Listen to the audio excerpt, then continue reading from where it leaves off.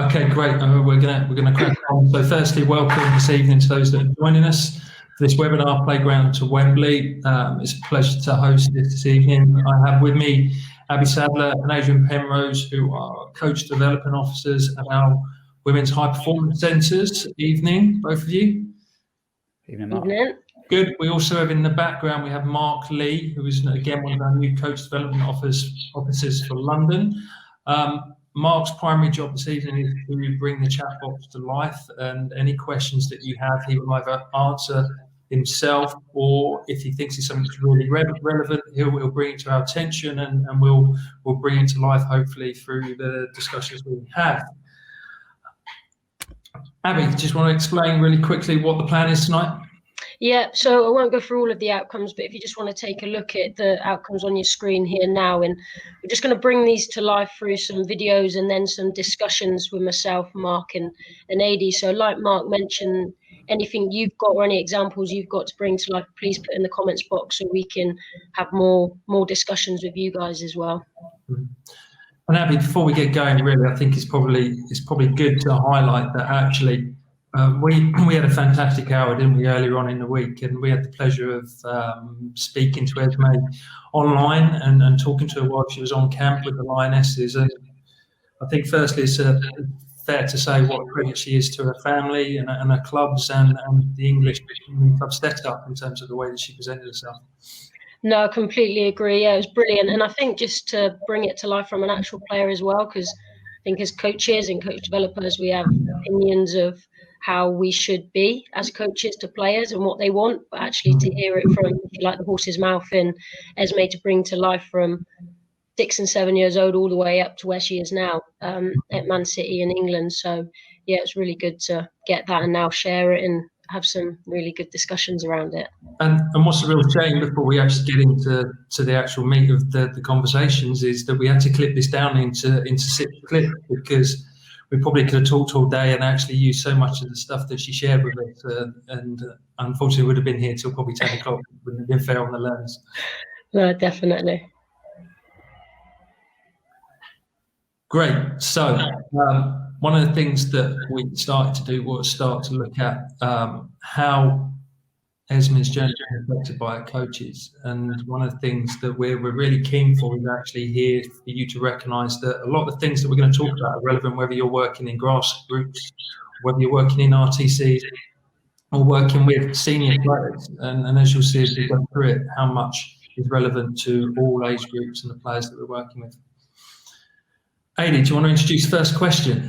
Yeah, so first question we asked Esme during the week was about her first coach, what they were like, and how did that coach make her feel?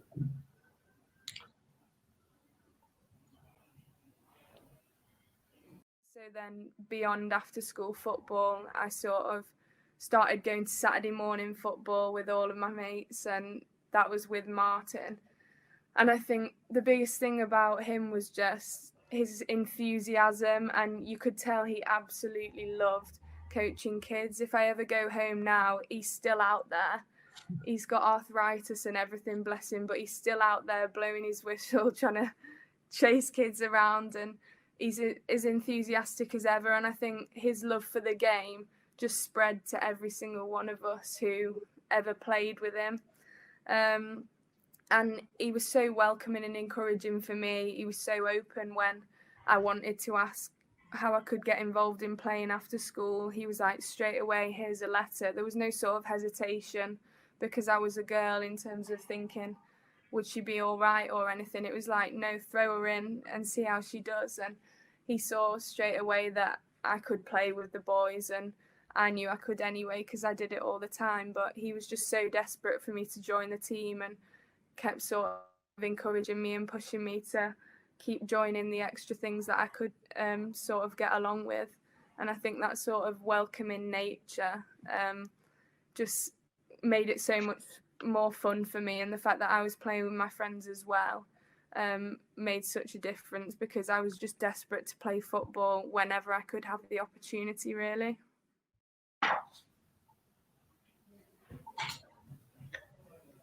Cool. So I think it's really clear from that video clip how much of an impact Esme's coaches had on her from such an early age. So from her explaining the enthusiasm, the love for the game, encouraging, belief they had in her. And I think we'd start to unpick some of these things as the webinar goes on. And I guess if you're sat there now, just think about, I'm sure you bring other qualities to the players you work with. And there's just obviously a few of what Esme's brought out in that video clip there. Yeah, so where this came from was that we've been working really hard and looking at some of the things that really impact young players, young girls and girls as they grow through and move into senior age groups. And one of the key things that we found from the research that's been going on is that interpersonal skills, qualities and understanding of effective coaching was vitally important to players within the women's and girls game. So the things that we're going to talk about and draw from those experiences actually lead into that. Actually, we can break this down into 4 key areas. And as we progress through the next couple of slides, what we want to do is start to actually unpick these in a little bit more detail.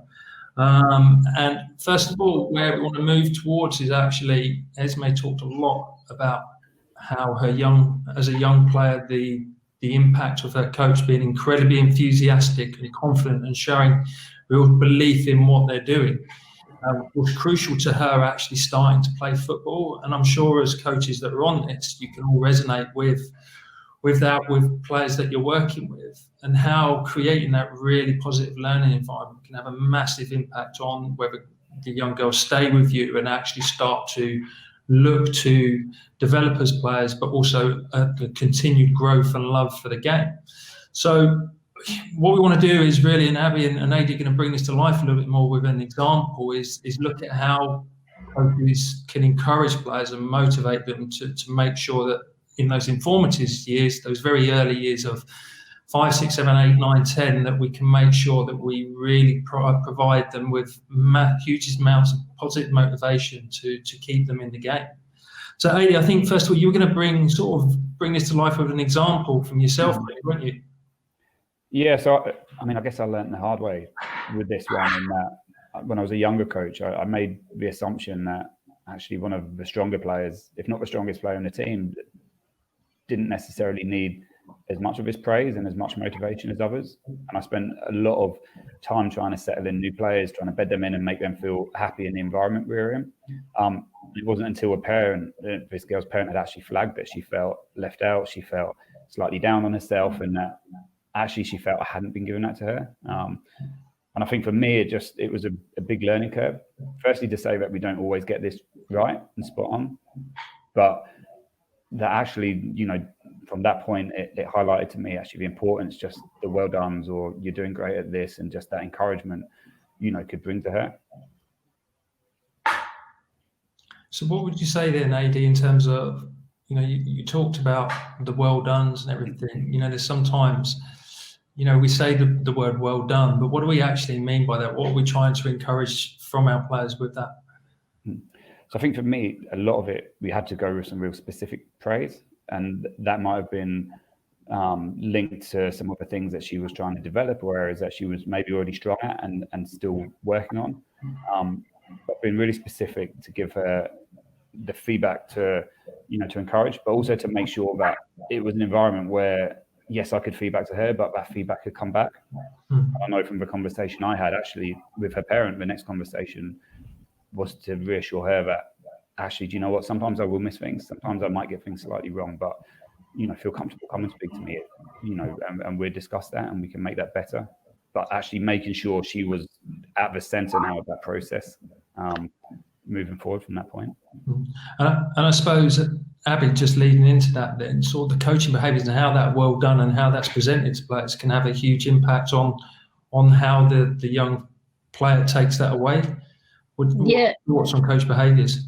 Yeah, definitely. I think it's massive. And we spoke then about Esme at the younger ages, but I know when we were discussing that clip, actually, regardless of the age, I think if any adult players, senior players, they still want that praise. And the way in which you do that, whether it's one-to-one or praising them within a big group, so they kind of feel 2 foot taller and kind of go out and perform a little bit better. But it goes back to knowing that person as well, which I know we're going to touch on a little bit later as well. But if you really know the person, you know what makes them tick, you know how to kind of communicate with them to get the best out of them.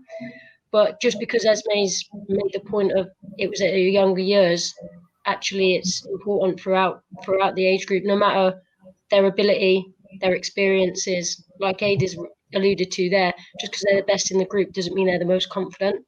And I think the way Esme explained around enthusiasm, the love for the game, the passionate, all of those characteristics and coaching behaviours, she didn't speak about like the knowledge and all the tech detail. At that younger age, it was just about making it fun and making them feel wanted and valued and wanting them to come back week in week. And obviously, as they get through the ages, what that looks like might be slightly different. But ultimately, they still want to know kind of that care and that the coach is there because they love it and they want to be there. No, I think you're completely right, and I think we all agree that as an adult footballer as well, everyone loves a bit of fun, don't they? You can never take the child out of the person, and whether you're working with 14, 15, 25, 30, whatever it may be, but arriving at training with a smile on your face and being really encouraging in the way that your voice and your body language comes across is crucial to that real motivation that might drive players forward to do more. Mm-hmm. I think we've all had that day at work or when we've been younger at university or college and coming to a session and thinking, oh, I've got to just kind of pick something out of the bag here and I've really got to try and motivate myself to go and do this, or it's pouring down with rain and you've been stuck outside all day with a day job or whatever that looks like. But actually hearing from a player when the coach is like that, how much of a difference it makes to them. And look, we're all human, we're all going to have off days, but hearing it from a player and how much difference that makes, just kind of keeping that mindful at the forefront when we're kind of delivering sessions. And I guess on that, it'd be really good to hear in the chat box just what other coaches do to kind of that positive motivation, but also to set that kind of really positive environment as well. If there's anything different any of the coaches on the webinar has kind of experienced themselves, either as a player or as a coach, it'd be great to kind of for them to share their ideas with the rest of the group as well. Yeah, I think that's a great point around that, that tough day and then turning up for training and still trying to present yourself in a way, because we all know that it can come across as your body language and your facial expressions and the way that you walk into training can have a massive impact on how then the players in front of you react, and that can set the tone for the whole of the session. Again, Aidie, I mean, you've worked across various age groups from ACCs to RTCs to working in the senior game now. I'm sure you've seen it across all of those.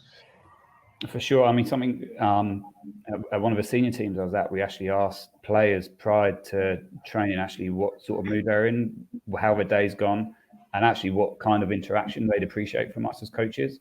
Some of us actually told us that day, actually, you know what, I've had a really stressful day, work's been tough, I just want to come and play, I don't want lots of information, I want to play, enjoy it, and that's all. Whereas others would say, actually, do you know what, just hit me with everything today, like I want to hear everything, and they wanted the detail, they wanted times to stop and have conversation. So I guess understanding and flipping that then to those youth players. Sometimes we had one before where the players could just tick it was a smiley face, a sad face, and a straight face, and we just kind of knew what mood they were coming into training, which again I think helped us understand what type of interaction we may have with those players at training. Yeah, and we're going to talk about a little bit more detail around that later on, about the individual player. And Danny, I see your question there. Hi, good evening.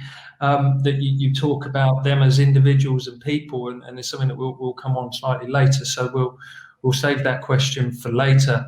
And Jerry agree, that whole thing around the smile on the face and the fact that a smile paints 1,000 words, and the impact of just going back to my previous job within the FA, we talk about the smile being infectious, and actually during training, a smile can be infectious, and it can really present a real caring and sort of motivating environment to work with. And I think on that, lastly, Mark, before we move on, Mark's point in the group around some players don't like praise in front of the group, and it kind of goes back to knowing your players. And I think especially sometimes with female players, actually in front of players and feeling that maybe insecurities and that confidence and all the other stuff, which from a psychological point of view, just kind of bearing in mind, but goes back to the the points Adie just made in kind of knowing the group, and which is what Laura said there around getting to know the player as a person as well, which I know we're going to touch upon as well. But no, great point made. Right, I'm going to move on because I know that we have some other questions that were presented to Esme. Abbie, do you want to introduce this one? Yeah, so we asked Esme around about her motivation, which obviously we've touched on a little bit there, and how this linked to coaches understanding her as a player and a person. So obviously we're just listening to what Esme had to say about that.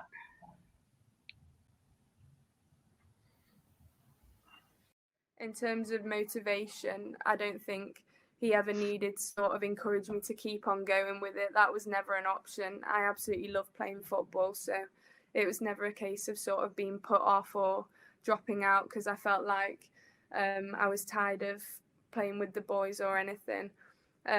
If anything, he probably had to tell me to slow down a bit or not get so competitive with it, all because in my head I just saw it as a battle. If anyone said to me, this is a man's game, which were comments that I did get, and off parents as well, I'd see it as a challenge to prove to them that I was perfectly capable of playing alongside them and against them. Yeah, I think what we wanted to take from this, and again, it comes back to the first model that we talked about, and some of you already started to touch on this in the chat box about knowing your players, and also as a coach of having that supportive relationship, and really, as you say, getting to that point where the care and the genuine interest with players is foremost in your minds as coaches, because the key thing here, and one of the things that we really want to stress, is that actually every player is a person first, and every person, as we've said previously already, is that everyone is different, and therefore, whilst we might have 15, 20 players in our squad, we have to make sure that we recognise them as individuals. And going back to what Adie said earlier on about, the character and behaviours will be very much dependent on what's happened, previously. But it's very clear here that, in a way, with Esme, her coach had to reel her in a little bit in terms of her behaviours, and because of her enthusiasm and love for the game, she didn't really need intrinsic motivation. She had intrinsic motivation. She didn't need external motivation. But that's not going to be the case for everybody. What do we think, guys? Anything that you want to pick up on this? Yes, I mean, I'd love to give an example again of a young girl I used to work with who, when she first came in to the session, actually, she didn't feed well off these face-to-face interactions. And it wasn't until we sort of delved a bit deeper and actually spoke to her parents around actually behaviours of her previous coach had usually face-to-face resulted in being told off, or being told she wasn't good enough, or being told that what she had done just wasn't enough. So we had to find ways to communicate that wasn't face-to-face, but actually beginning to understand a bit of her background. So as an example, we used a whiteboard. It was her board. It was set aside. Any questions or comments, we could just communicate through that until she felt comfortable in that new environment. But I think what that showed is that, one, as a coach, I'm taking an interest in you. And that actually, my biggest thing was we had to show her that all coaches weren't the same. But the only way I could really show that was through my actions as a person. And I think over time that then became, we could break down some barriers and she could regain some trust in, that environment that she was in from past experiences. But absolutely finding out some about their background and maybe their previous experiences in football, sport, school, is ever so important. Yeah, I agree. And I think on that, what you said to begin with, Mark, and what we've alluded to already quite a lot in the 20 minutes we've been on, is really knowing them as a person, and as a coach, asking yourself, like it says on the slide there, are you approachable? Because regardless of which ways motivate them, as a coach, you need to be able to allow the players to come up to you too. And I think that being that approachable coach will allow that. And I think that Esme is clearly found her coaches approachable by the way she's spoken about them. And it goes back to some of the stuff we said before. Some players might be motivated by praise. Others might need to set some targets for them, something for them to really look to try and achieve. It might be, depending on the age, the opposite to praise. they might need a kind of a little rocket to get them going, but it all goes back to kind of knowing your group and knowing the individual. But back to Adie's point right at the beginning, don't just presume that players are motivated as well. It might be that depending on, it's not just linked to ability. It's a very different, if you look at kind of the four corners, just because somebody is very proficient in tech stuff doesn't mean that psychologically they're kind of motivated to press on, and can link back to your session design as well. Does your session practice and design allow for motivation? Is it that your group are competitive and you put down some kind of conditions in scoring systems down to motivate them? Is it an arm around the shoulder? Is it a little target? So different ideas to try and kind of motivate them across the four corners, really. Yeah, definitely. And I think one of the statements that we spoke about before this was the right session at the right time for the right player. And one size doesn't always fit all. And there's something, again, as coach developers and people that are working with coaches, that we, again, try to encourage, is that whilst you might, as you say, Abbie, have a practice design in mind, but actually does what you're doing on that evening really provide every player within your group the opportunities to flourish and actually be challenged? And you can only get into that if you understand the strengths and areas that your players are at that moment. And as you said, it's not just about the technical and tactical, it's about really understanding their social interactions with the group and also their psychological sort of state of mind, because I think we all know from our experiences of working that the social side of girls football is massively important. Yeah. And one thing I was going to add to that, Mark, is just back to the environment. Esme, clearly the environment is a very positive environment based on all the stuff which was on the slide then and the previous slide. And I guess as coaches, are our behaviours consistent? So if our behaviours become consistent, then the relationship piece will become easier and you become more approachable. Is your behaviours consistent from a training session to a match day? Yeah. And I think that we probably all know that coach who has maybe been on a course and knows the right things, but actually can't control behaviours when it comes to when things go wrong.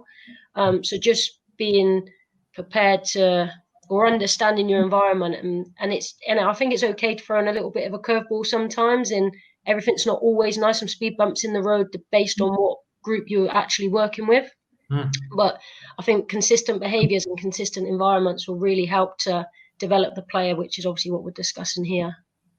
Yeah, definitely. And, again, Adie, please come in. But, when we talk around the bit that really stuck out there for me, Abbie, was that point around behaviours on a training day, and then what then it looks like on a match day. And as, again, we'll always encourage people to think about what is the purpose of the match day. And as coaches, we want you to be, again, motivating and really encourage your players. But we want you to be approachable on a training day and a match day. And sometimes the behaviours that coaches may transfer into on match day because of the idea that winning the game is the most important thing can actually have a detrimental effect on a player's development. Mm-hmm. Yeah. I say the other piece to add to that, and I saw a comment on this in the chat box, was actually about getting to know that person away from football as well, and understanding their interests or their family or their pets, whatever it may be, so that sometimes that first interaction when they come in is about their day or how work's been or their life, or if things are troubling them, just being there as a shoulder they may need someone to just unload on who's maybe neutral to other pieces. I think showing them that you care for them as a person, because we quite often expect these players to run through brick walls for us as coaches, but what's their reason to do that? Why would they want to put that effort in if they don't feel we have that connection with them? But I also think at times, being able to be humble enough and to share your opinions and your feelings and a bit about your life with them, because if you can show as that main focal point and that head of that group that you're humble enough to step up and to share some bits with them, then it will probably make them feel safer to share stuff in that environment as well. Yeah. And I was going to mention on that, a great point, Adie, about kind of us as coaches opening up to them as well. And the point I was going to say is I think that as grassroots coaches, it might be quite easy to know the background of, or easier, I should say, to know the background of some of your players, because parents are there on match days, they help out, siblings are there. But actually for those coaches working in RTCs and maybe the women's game, senior football, because parents might not be around as much, or depending on like club processes and kind of rules, if you like, how often do you see parents? How do you know if they've got siblings? So do we take an active role to really delve a little bit deeper into some of those things you've mentioned there? Brilliant. Now we're going to move on to the next question, and I know this one really made us smile, Abbie, and I know you're going to introduce the question moment, but for everyone at home, from a coach developer's point of view and a coaching point of view, this was totally unprompted from what Esme shared, and we feel that this question has a real relevance to the women's and girls game. So it was really great that she talked in such length. Yeah, and she mentioned so this video is around the why and the importance of the why. So like Mark said, it wasn't us asking her the question, do you think why is important in coaching? Esme, it got brought up within a conversation. So the importance of why and how the why for Esme supported her development. So we'll have a little listen.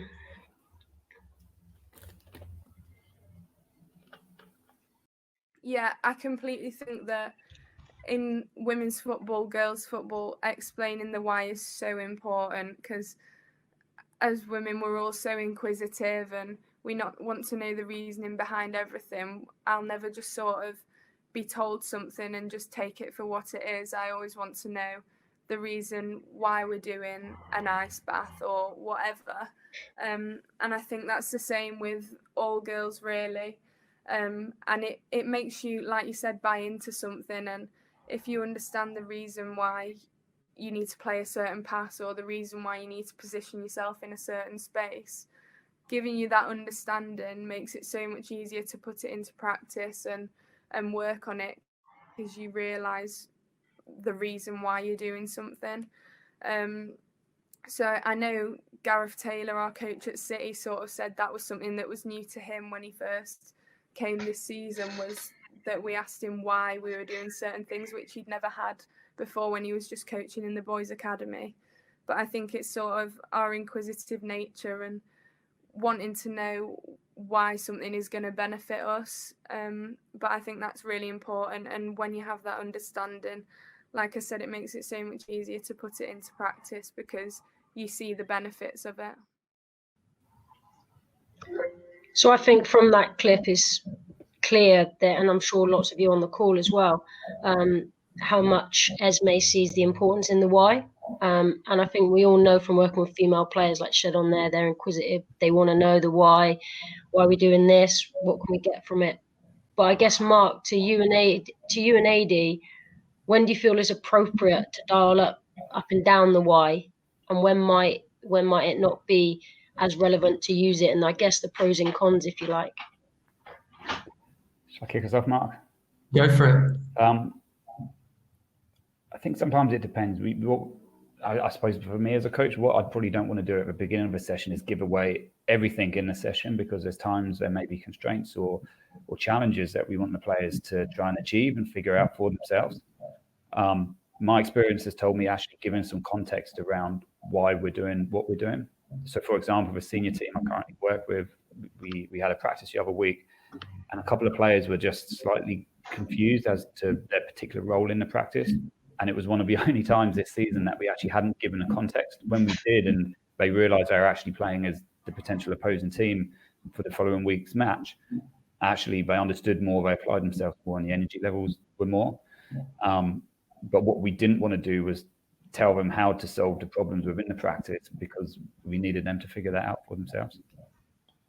No, that's a great point, AD, and it comes back to probably the third bullet point there, that we're including them in the learning process there, and it's not, take from an education background, we're not always giving them the answers, but what we're doing is we're encouraging them to understand the learning process that they're going to go through to explore the answers, and we want to provide them with enough information that they understand what they're trying to achieve, but actually don't not give them the opportunity to have a bit of chaos, have a bit of madness in a session, and then start to think about, well, what's actually happening. And it's that point there where the learning occurs, and the second point on that around the reflection, that's then where we hope that if we've done a good job with our coaching, that we provide opportunities for the players to reflect on what's happened in a small part of the session, and then maybe go into the next phase of it, understanding that what's happened has really made a big difference to them. I suppose the thing to bring into this is then,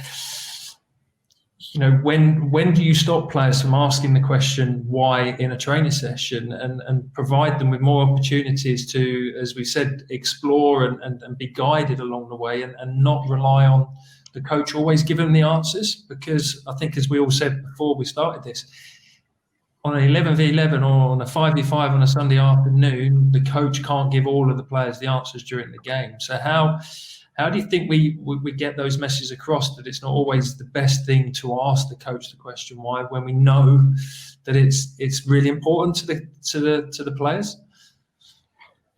And I think it might depend, right, on what you're delivering as a coach. So I really like Adie's point around why this is what we're doing, and this is kind of why to improve X, Y, or Z. Actually giving the answers to the problems. And depending if it's a time you've done a topic for the first time, I guess like scaffolding their learning challenge might depend on how much why and how much answers you give them. Yeah. Or also just being mindful, you've probably all got that player who loves to ask you questions. And actually it might be kind of a learning strategy for them, and then knowing how much you give them, that you don't go, okay, no more questions. They might need that, but actually also being okay to know, no, go and figure it out for yourself. But it could be, go and figure it out for yourself, go and give it a go. And do you know what, if you're still not figured it out by the end of the session, we can maybe have a little chat about it. So them knowing that it's not, you're not dismissing them and you're not giving them the answer, but go and figure it out for yourself, and we'll get the tactics board out, or we'll have a chat after, or let's see if you can do it in the game first. Got the game on the weekend, and actually giving them a bit of a process as to like when they might find out, so it's not just off you go. Well, can we unpick two words really, or two things that you brought up there between us there? That you used the word scaffolding, and I think it's probably a good time just to sort of delve a little bit deeper for the coaches on this, what we mean by that. And as you said, that it doesn't matter what age group it is, that actually scaffolding learning and bringing them into it is a good way to really stretch and challenge them over time. I guess as a coach, if we know we want to achieve this by the end of the session, or by the end of the week, if you've got 2 sessions a week, we might not start there. We might just layer it back down. So if it's trying to play forward at all the opportunities, it might be to begin with, we just got to find a space to be able to do that. And then we might be able to have to receive it on a certain foot. And then it might be the execution of the pass, but we're not asking them to do all of that at once. The first session might just be around, come on then, let's get nice and wide. Let's use all the space. Let's give an opportunity to get into that space. We might not get on to the execution of the pass, or what happens next when the next person gets the ball, or the person away from the ball, but we might get there on session 2 or 3. And then again, you layer in how much information you give them at that point, and if you explain why you want that information. And this is where the word why comes really important, doesn't it? Because if we make it so descriptive and we just give them all the answers, and we say we want you to play forward through these lines into this space, and they ask the question why, because that's what I want you to do, and that's gonna get us into the middle third. But actually, the next time that picture happens, there's 3 defenders in the way. They've got to recognise for themselves that actually it's not the right thing to do. So this is why, everything you said around scaffolding and creating environments where they have to work it out for themselves sometimes is more important than just giving them the answers, because unfortunately at some point that won't be the right answer, because football is a game which is multi-layered, it's multiplayer, and it's always moving. There's always different pitches.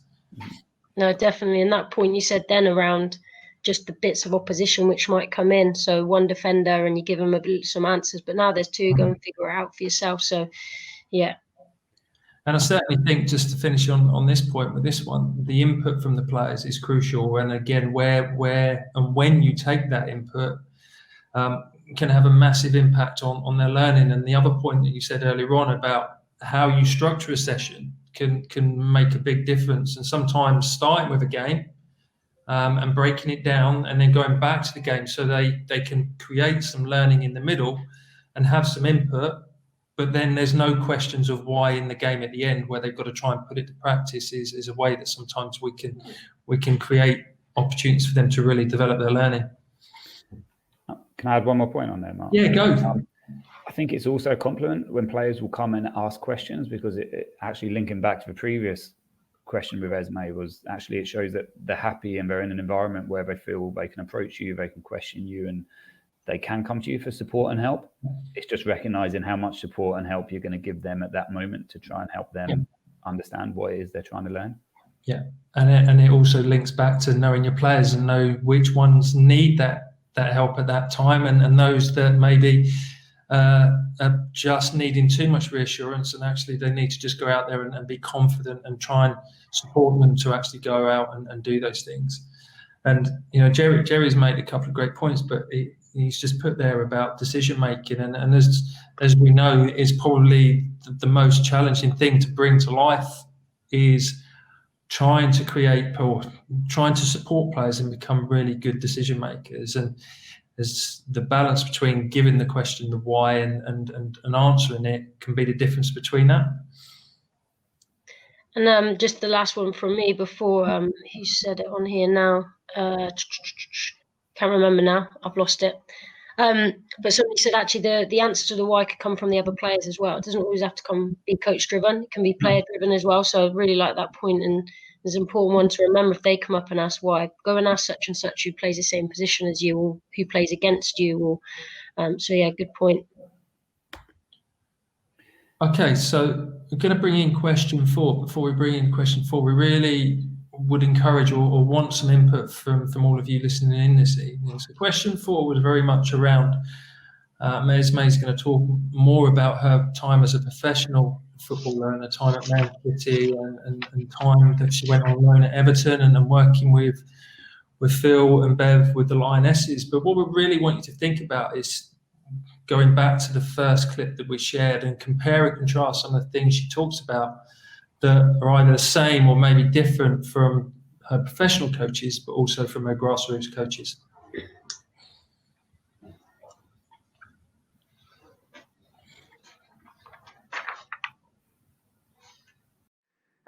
And I think the coaches were the same. Like with Nick, he was always so encouraging, and he's an incredible tactical coach. When I say I got a load of detail in the RTC, he saw things that not many other coaches see, just in terms of little tactical details and just the fine margins that can really help you when you're on the pitch in the middle of a game.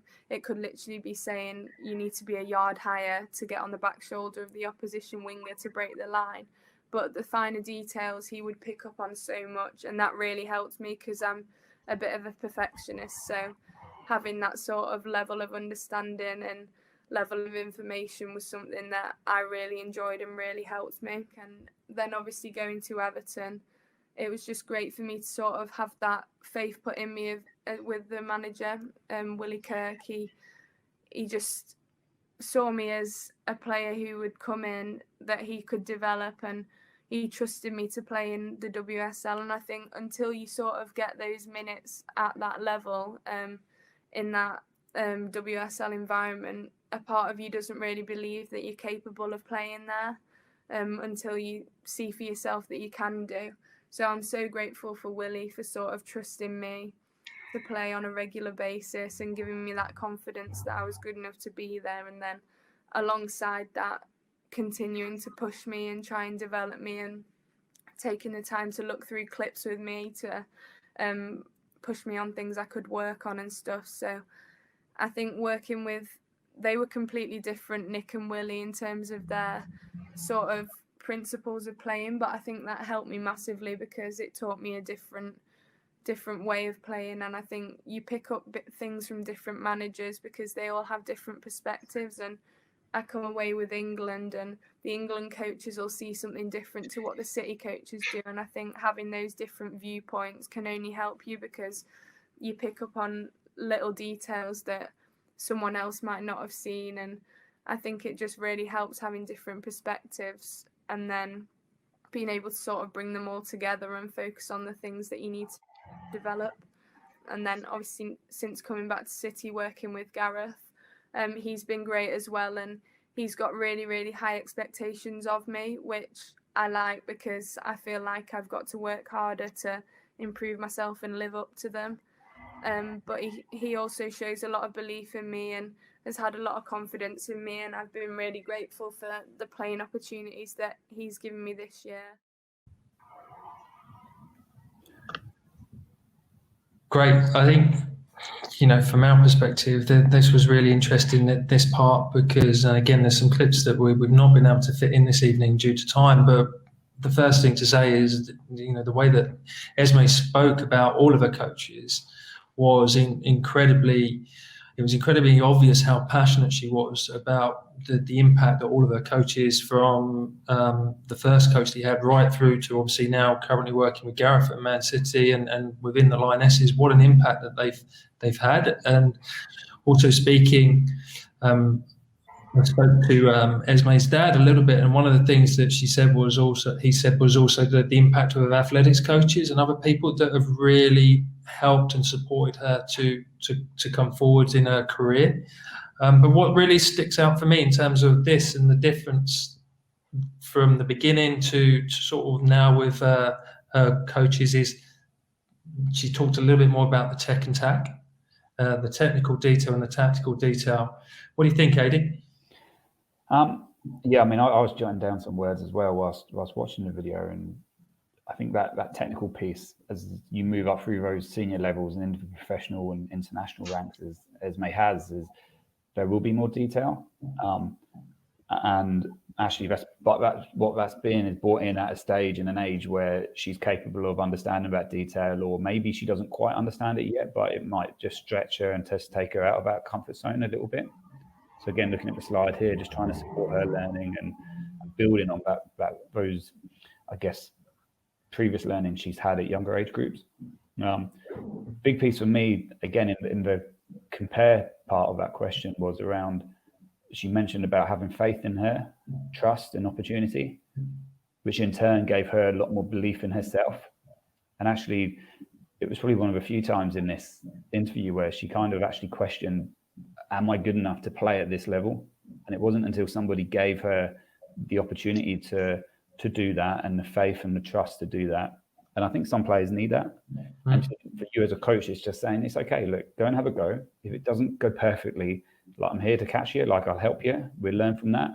And then I like the piece where she spoke around actually her coach, I think it was Willie at Everton, gave her his time to sit through videos to analyze what she was doing. And I think for players, if you can give them that little bit of extra time, like, it really sticks in their mind. But again, linking back to that, that building relationship piece, and actually understanding her as a person and valuing her to support her on her journey.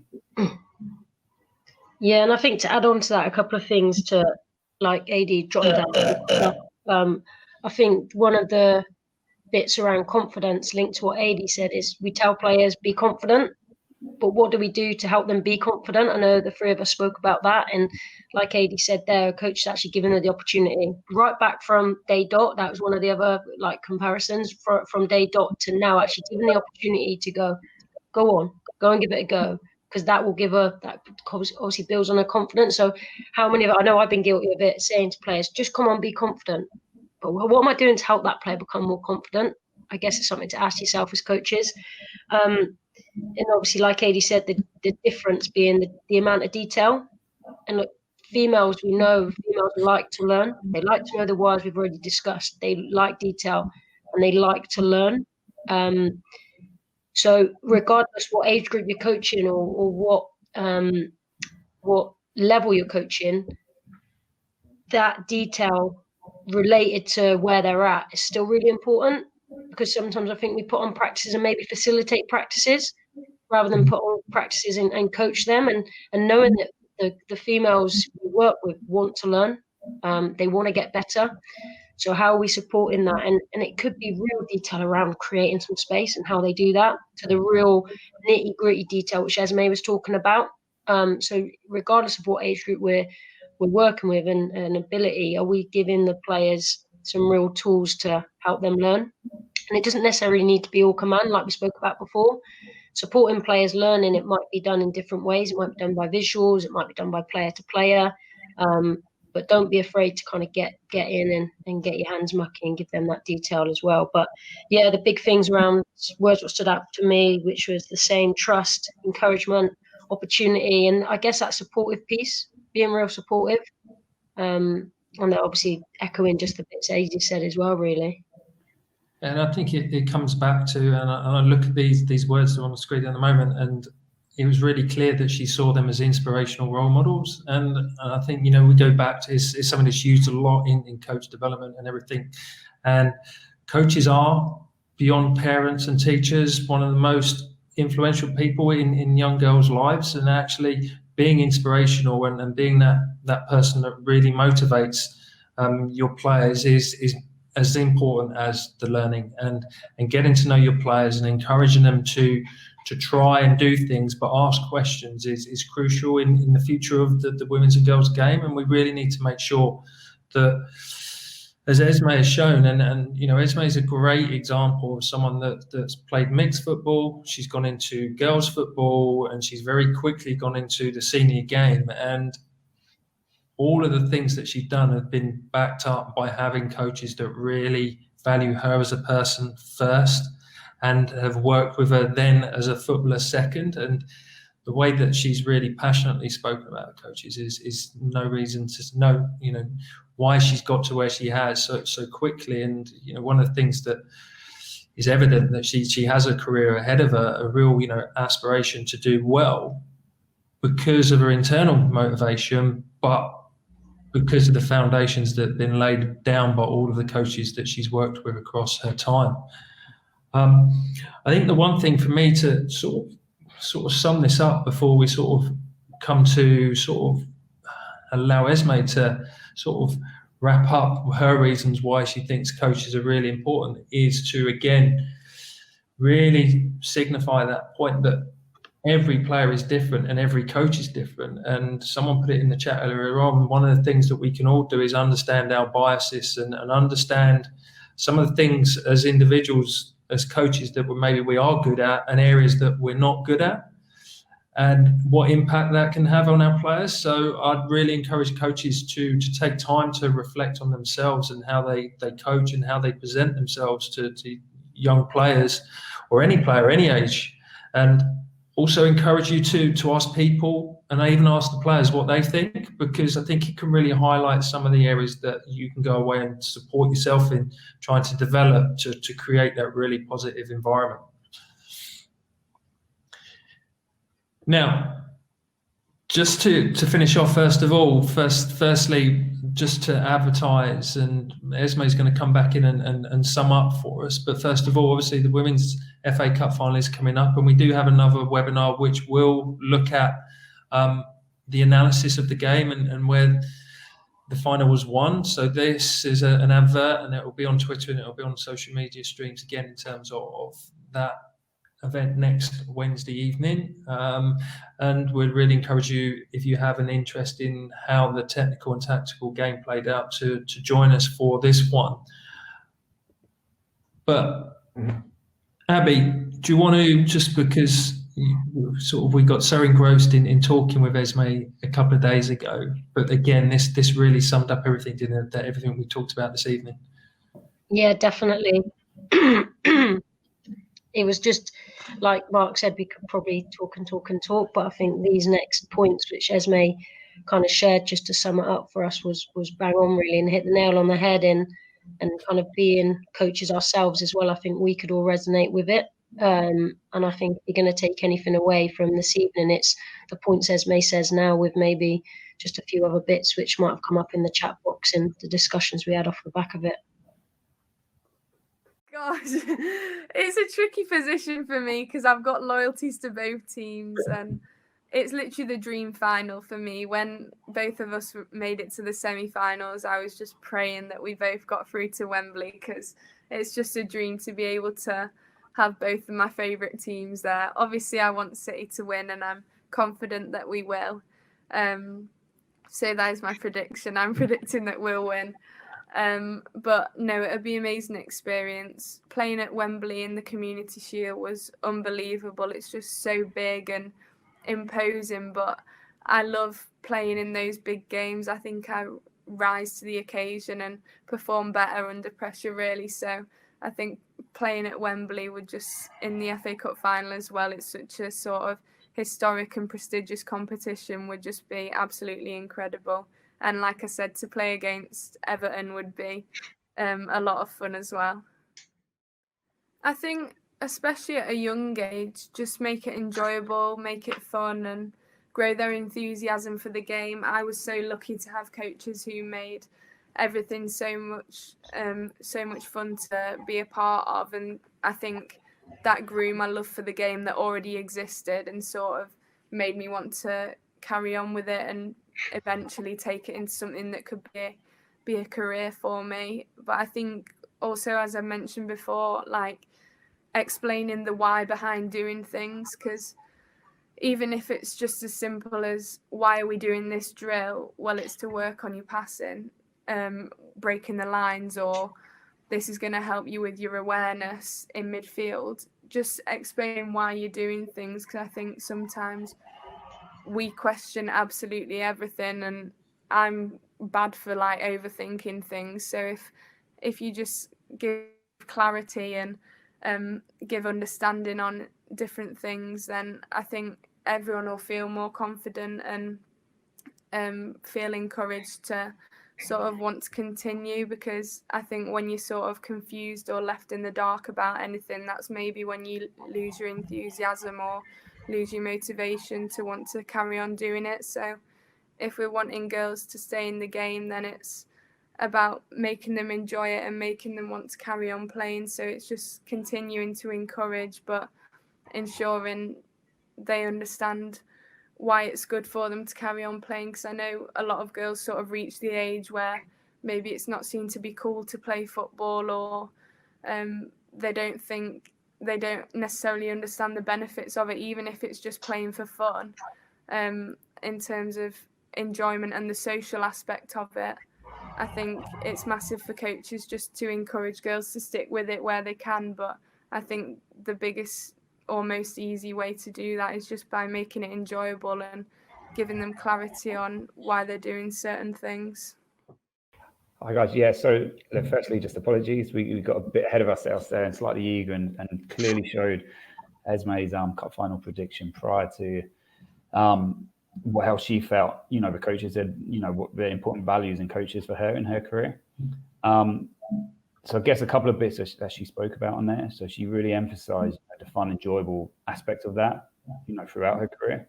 That her focus on the learning and sharing the why, what she was doing, but also being personable, and, for these coaches to treat her as a person ahead of a player, which I think, hopefully, really shone through in what she said and how these coaches have really shaped and influenced her career to date. Brilliant. And I think that really sums up this evening, and the whole point of this webinar this evening really was to, one, just highlight Esme's career so far, and what a fantastic role model she is to hopefully, every young girl that aspires to play football for fun, for that ambition to play for the Lionesses in the future. And I think it really, for me, resonates that actually it doesn't matter what age you are, all of those key words that are on that screen now are vital, whether you are 5, whether you are a senior player, that it will have an impact on them. And you as a coach have that opportunity to really drive forward and support the development of the women's and girls game in this country. Just finished, we're going to, Mark, I'm not sure if you're there, but just to highlight before we finish the last point, for some of you, you will be aware of the support that is out there for coaches within the women's and girls. Firstly, there's myself and my 3 colleagues that are women's national coach developers, and we work generally with the coaches that are aspiring to UEFA B and A license, and in the professional clubs and in the RTCs.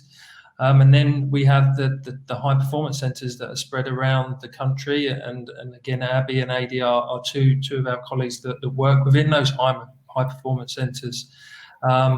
But you can all see Mark Leigh now at the bottom of the screen. And Mark, do you want to give a quick insight to the new 8 roles that have been created? Yeah, sure. Evening, everybody. And so thanks, guys. Brilliant presentation there. So as part of the FA's commitment to equality and diversity, as part of the grassroots team, we have a team of coach development officers to support BAME coaches, and also a team of 8 regional coaches to support the women and girls game. So really our role is about inspiring and empowering a diverse female coaching workforce to support the grassroots game. So that is about 3 things really. It's about recruiting, developing and deploying. So recruiting coaches to get into coaching in the first place, whether they be parent volunteers or aspiring professional coaches of the future.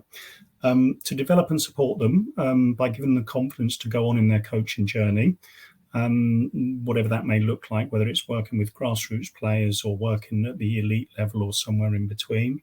And then the deployment of coaches and starting in recreational football at the grassroots level for all age groups, but then helping and supporting those coaches that have the potential to progress to work in the performance pathway and potentially at the elite levels or senior game. And obviously all the presenters on this workshop this evening, they started out in grassroots and then, before continuing their journey to where they are today. So all of those things we'll be looking to help and support you with. I'll share as a handout some contact details for the national lead Bex Garlic and the 8 regional officers. And the other exciting thing that we've got to look forward to is obviously the Women's Euros in 2022, which will be hosted in the UK, which will be a great catalyst for us to drive female participation and engagement across all levels of the game in all roles, whether that be as a volunteer, a coach, a referee, an administrator. So that's something we'll be particularly focused on as part of our next 4-year strategy. Brilliant. Thank you, Mark. Last thing to say is thank you very much for joining us. I hope you've enjoyed listening to this information. And again, I can't thank Esme and obviously Abbie and Adi and Mark for their support and the work that's gone into this presentation. Thank you, guys. Cheers, everyone. Cheers, guys. Thank you. Thank you.